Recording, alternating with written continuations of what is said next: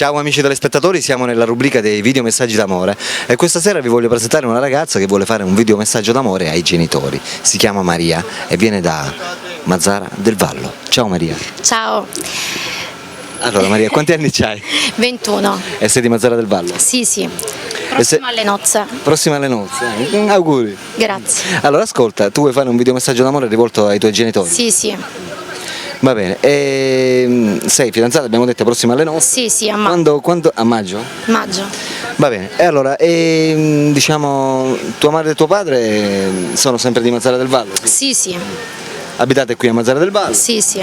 Vabbè, tu sai come va la cosa, lì c'è la telecamera e quindi puoi effettuare il tuo video messaggio d'amore rivolto verso la telecamera come se stessi parlando con i tuoi genitori, ok? Appena te lo dirò io, tu praticamente farai il tuo video messaggio d'amore, ok?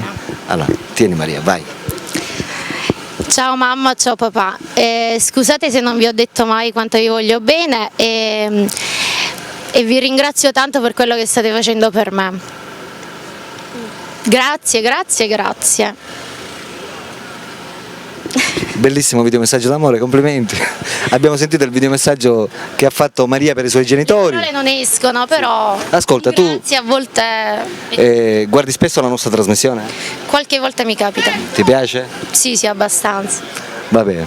Ok, allora se vuoi mandare qualche sms alla nostra redazione, il numero telefonico lo sai, ok? Sì, sì.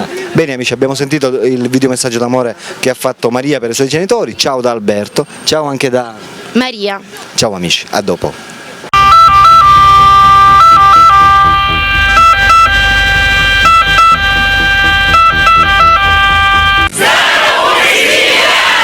Oh yeah!